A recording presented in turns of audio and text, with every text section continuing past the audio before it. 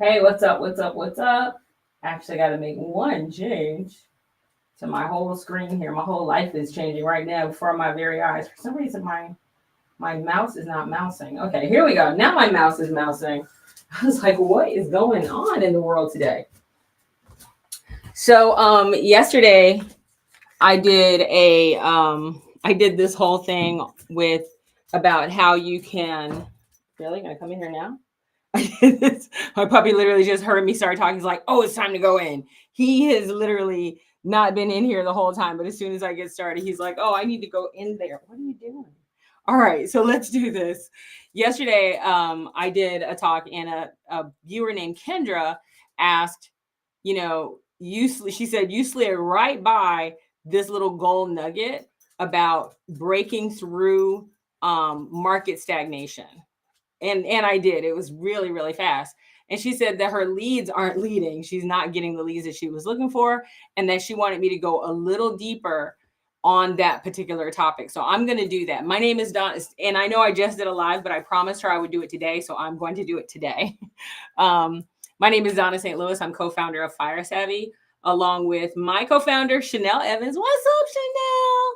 Listen, if you had the testicular fortitude and the ovarian audacity to get out there and become an entrepreneur, then we want to give you what it takes to have financial freedom from corporate colonization. We are Fire Savvy, and we are a business advisory company first. And then from there, we do coaching. So we do coaching, we do a sales academy, we do accountability, we have even co-working. So we have all those things, especially if you're a solopreneur and you're like, hey, it's just me right now and I really need a team. We are that team. We are your business advisors, your coaching company, your community. We are the whole thing.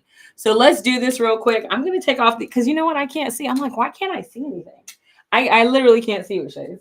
So I'm going to put on my glasses and we're going to go ahead and get started. All right. So let's do this real quick. Oh, hey, there y'all are. How you doing? Okay, I didn't see you there before. All right. So let's go ahead and do this. I'm going to go over these three real quick and make sure that my comments are turned on just in case you have any questions. It's easier when I use this mouse. Sorry, 1 second. I'm just moving the mouse around so I could see the comments because I just saw some comments come in already. Okay, yeah, there they are. Ooh, more comments. Okay.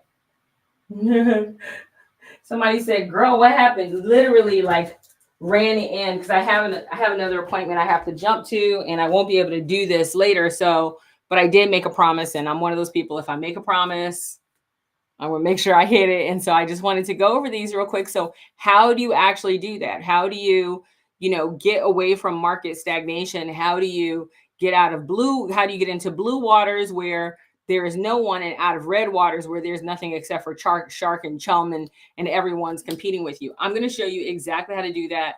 And there are three things that we look at. So the first thing we look at is this. It is your why. I'm sorry, it is your what. I said why. It is your what. Ooh, all over the place. Not in a good spot. Let's do that again.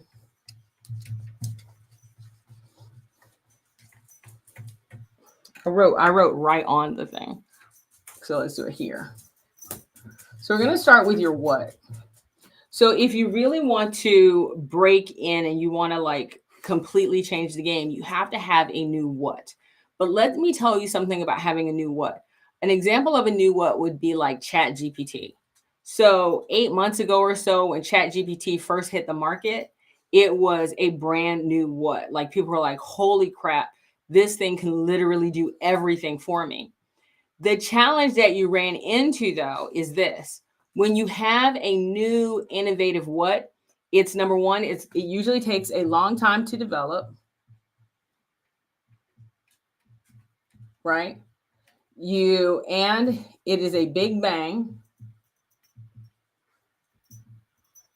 which means, by the way, it is short-lived because it's quickly copied.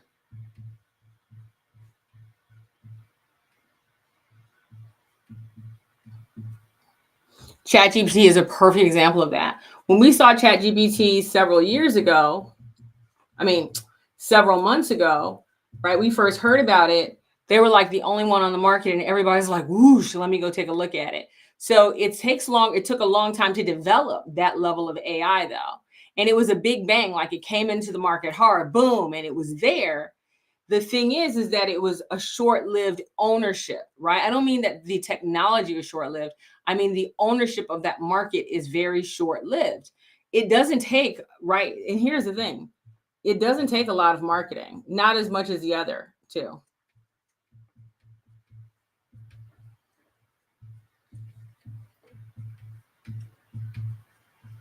Initially, doesn't take a lot of marketing. It's hot, everybody wants it, they're going to jump onto it, right? So it doesn't take a lot of marketing. It takes some marketing, but not a lot. So when you look at this, it's long to develop. It's a big bang, right? Which means it's going to come in, it's going to hit hard, but it's going to fizzle quickly. That's why it's short-lived. It's quickly copied, and it doesn't take a lot of marketing. So it's great for a cash infusion. That's really what they're for. They're great for cash infusions because they're going to give you a lot of money up front for the first person who's in the market. And you can go and look at any technology in the past, whether you're looking at the VCR, right? The first VCR that came out, before you knew it, there were a bunch of copycats. And I mean, like within months. So it's not even like you have a long lead time. You have months to own market share. If you look at DVD players, look at the iPod, right? Creative Labs actually had an iPod before the iPod came out, but they weren't doing a good job marketing it. When Apple started doing the iPod, they came out and they hit the market hard, but their technology was easily copied. And so their ownership of that market was short-lived. So what they really had to do was sell the coolness of having a white device, because back then all the devices were black. So having a white device with these white earbuds, they did a whole campaign on having white earbuds. So while it doesn't take a lot of marketing, the thing is your marketing has to be creative if you want to own a nice lion's share of that new innovation. So when you look at what you have, how is it unique? How can you make it unique? That's this one by far, by the way, is the hardest. It is also probably one of the most lucrative initially. You're going to get a lot of money fast. So I'm going to just put it over here, 6. You're going to get quick dollars. Great for cash infusion. Great for cash infusion. All right, let's go to the next one. The next one, let's go to why. And these aren't in order. I'm trying to think. What I'm really trying to think of is like, what is the hardest? What is the easiest kind of a thing? So the why does not take long to develop. However, it does have to be very, like, you can't bullshit the why. The why is more of a personal mantra that your business is going to live by. So when we talk about our why, for us, we're like, you deserve, as an entrepreneur, we really believe that you deserve financial freedom from corporate colonization because you took the leap. So by virtue of you taking a leap, we really believe that you deserve financial freedom from corporate colonization. That is our why. So when people go, Donna, you sold a $250 million company, you could retire. Yeah, I could have retired a long time ago, but I really do believe that there are people that are coming behind me that are experts, that are total badasses, and they think that all they really need to do, oh my God, I still have the thing on my glasses. They really think that all they really need to do is just be an expert, and being an expert is not enough. But I don't want you to completely lose your business in your shirt because you didn't learn how to sell, right? Because you're afraid of sales, because sales feels icky and you don't like it. No. So my why is you can have financial freedom from corporate colonization, because I was you. I was terrified. I hated selling. I thought it was so gross. Now I'm one of the top 5 sales coaches in the country. So your why has to be so clear about who you are, and it has to connect directly to your what. If you try to do a why that doesn't connect to your what, why are you bothering? Like, it has to work, has to go hand in hand. So the why is a central belief to your company.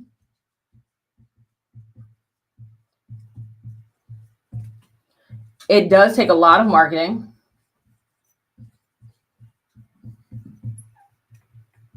The nice thing about it is that once you have a solid why, you will own that market because you will have cult followers.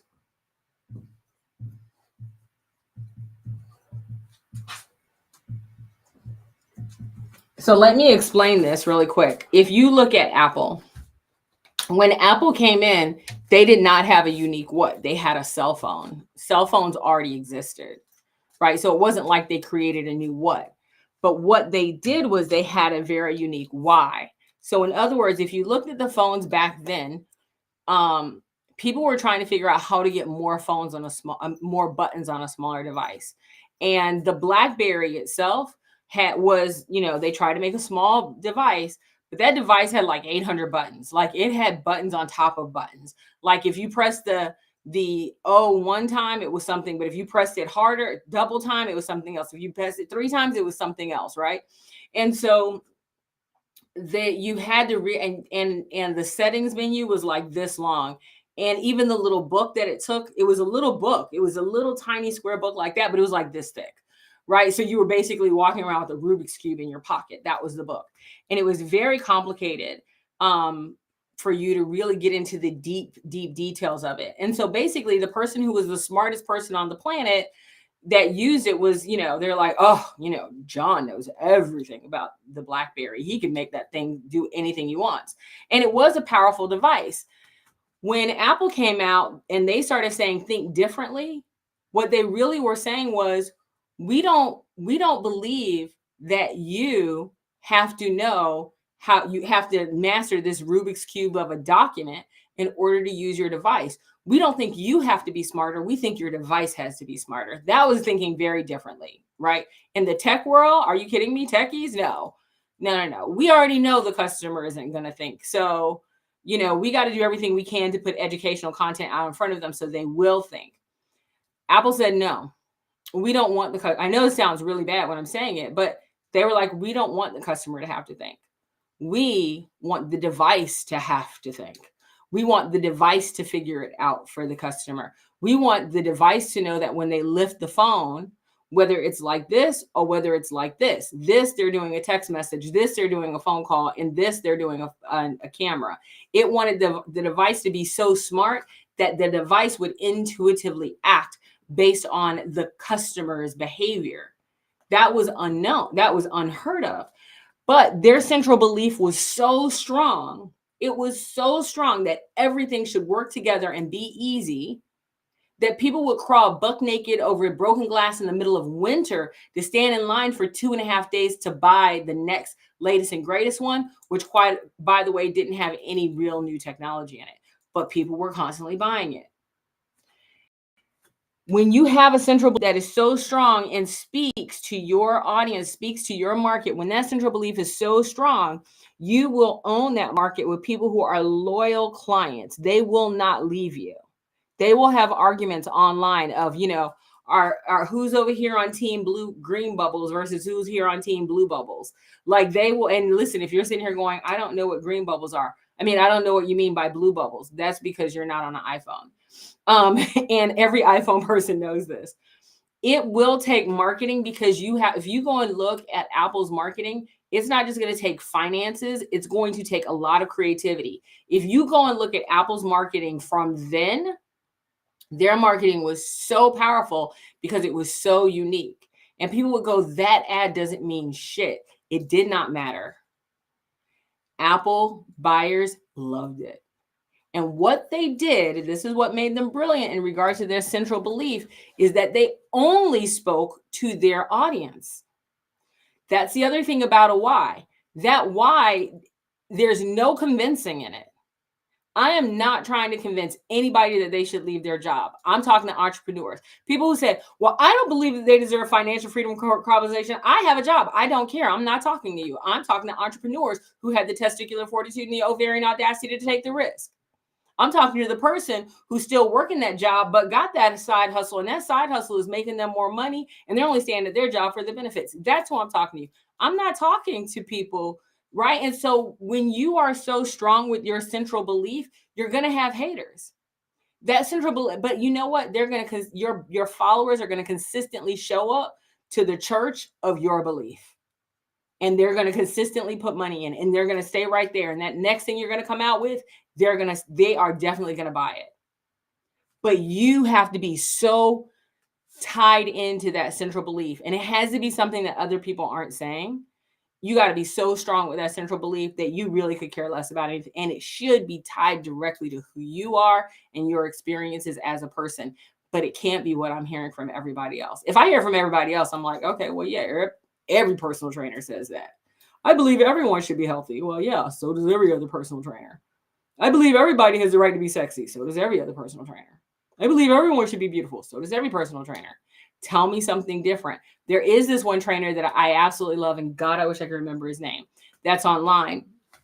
And he always talks about these people that are like trainers, and they're like, you know, you shouldn't eat carbs and you shouldn't do this. And they have this whole list of shouldn't do's, right? And then he goes, screw you. You know what? If my client is going from eating 5 cups of rice to a cup of rice, that's a fucking win. And he says it just like that, by the way. That's a fucking win. And I'll take that win every day. Right? So he says things like that. He goes, if they go from eating regular pasta to whole wheat pasta, I'll take that win. If they go from sauce that has sugar in it to sauce that doesn't, I'll take that win. So he consistently taught, like, we're all these other people like, no, you have to be ultimate healthy. He goes, I'm not trying to get him to ultimate healthy. I'm trying to get him to the next step of healthy. So let's work that. And this guy's been on the cover of like men's magazines and everything. But I just love that his why is so like, I'm not trying to get you to compete, you know, have a job at Home Depot and compete in the next Miss America contest, if that, you know, Miss Fitness, if that's not what you're looking for. I'm looking for you to be 10% healthier than you were a year ago, or 20% than you were a year ago. And it might mean making small things. So I don't need you to run 20 miles. And what I love about him, he goes, I hate cardio. I would prefer for you to cut off my feet and tell me I had to do upper body all day than to do cardio. His belief, I've seen hundreds of people online talking about fitness. He is the absolute one that I love and would watch him every day, twice on Sunday, because he's that good. Is your why so powerful, and does it stand out from everyone else in such a strong way that you will stand behind it? Ward, UWEM, she has a why that is so strong in regards to everything that she does with the church that I would listen to her every day. Is your why strong? And do you have enough people that when you communicate that why, they're like, yeah, 100%. Your why should not be convincing other people. Your why should be inspirational and influential. If you have a strong enough why, you will get people to follow. Now, it's a longer time frame, but once people get on board, they stay on board. They stay loyal. Okay. And I can say this because I have clients that I've coached, and I can probably only name out of all the clients that I've coached that still don't tell people that I'm their coach. Like right now, they're like, oh no, Donna's my coach. Even if I haven't coached them in a year, they're like, no. That's my coach, right? Because our why, my why and their why is the same, right? We have the same central belief. Okay, the last one is the who. So, you know what? I'm doing it today. Today it's Friday. It's Friday. It's Friday. I got 5 minutes. Okay. The last one is the who. All right. So let's talk about having a really strong who. I'm going to use, and I love to use her, my client, former client, Deani Winter Funday. The reason I always struggle over, because Deani will tell people, no, Donna's my coach. Right. Still to this day, like she's like, no, that's my coach. That's my coach. That's my coach. Even though I know she's been in another program, she's been very successful. She's crushing it. So let's look at this. Deani's what is that she does immigration law. Her why is that she is passionate. She doesn't believe that people should have to win the where you were born lottery in order to have a good life. But she does believe that if you are going to leave from where you are, that you should do it legally so that way you don't have any problems, right? You want to start that new life, let's start it on the right foot. She's like really big about that.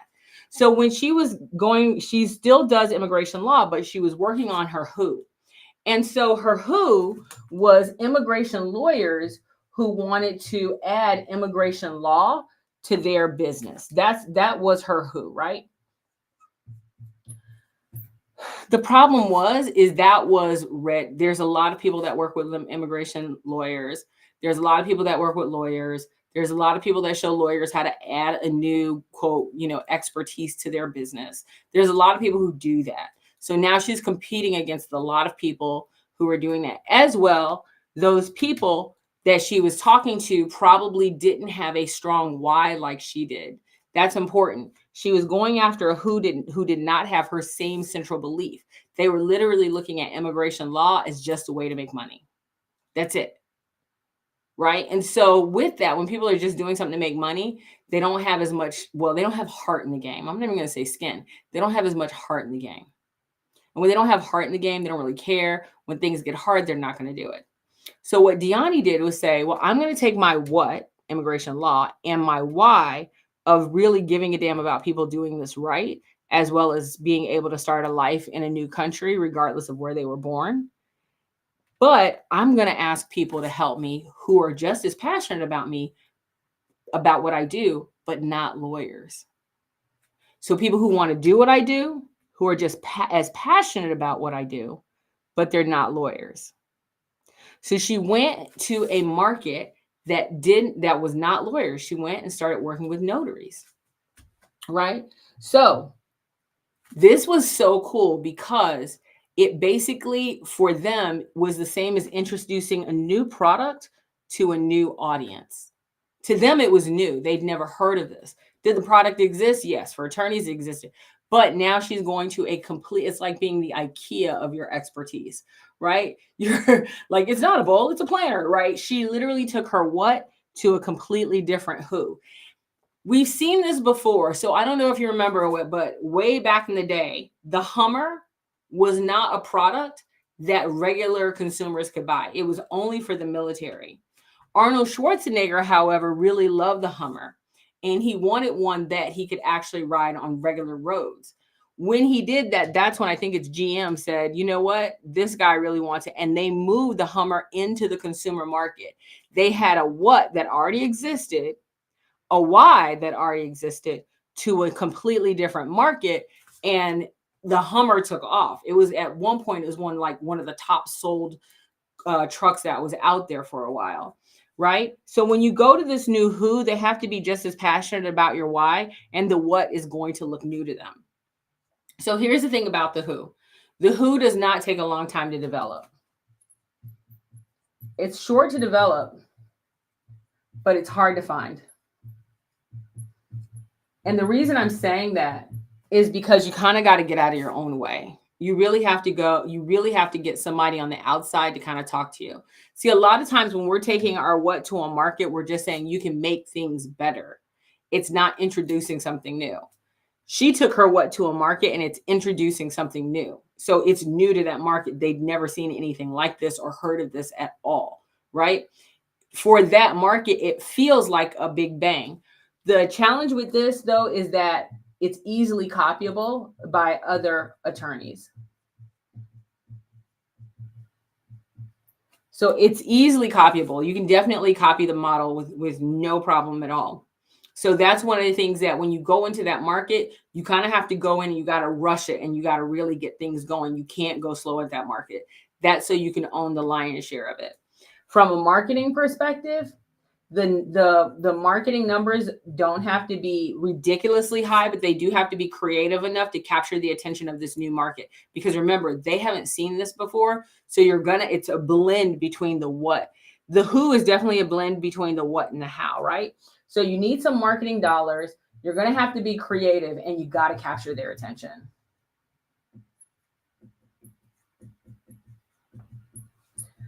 From a financial perspective, it's highly lucrative. Because you're basically selling something that no one else is selling to a captive audience. Right? I know I kind of went off the board a little bit. So those are the three areas you look at. You either have to have a new what.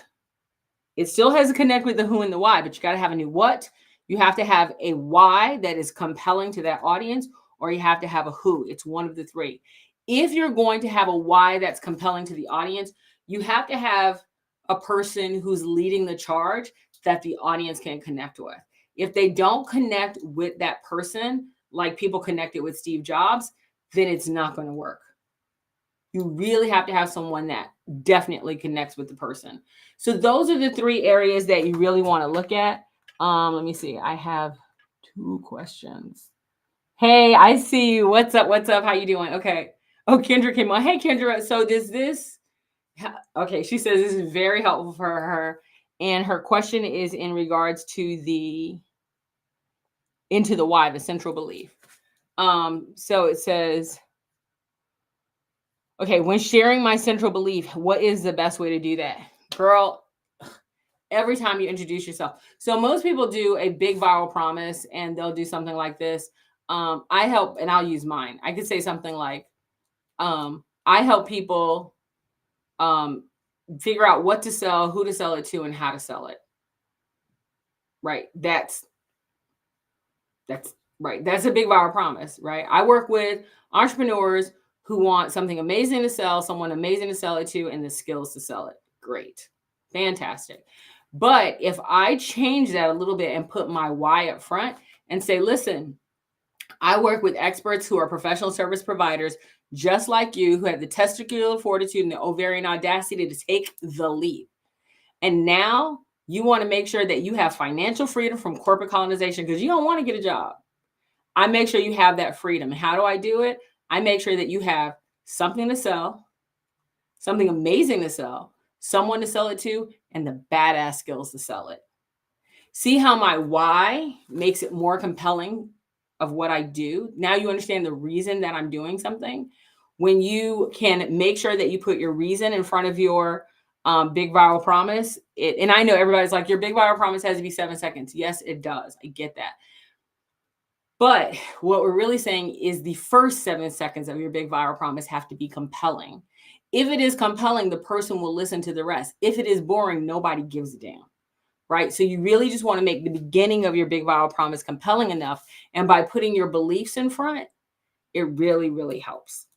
All right. What other question? The question is so the question is about the what.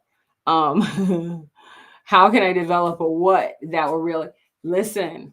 I'll tell you God's honest truth. You got to be an innovator like nobody's business. Like you really have to be innovative. We usually see this in terms of like you're building something that doesn't exist right now. And then you got to take it to market to an audience that wants it. So that one, I would say of all three, that is the hardest to do. Most of us already have our area of expertise, and then we could implement the why. We can change the why and the who. The what is the hardest. That's like asking me, like, Donna, what's the next hottest, greatest, most badass invention?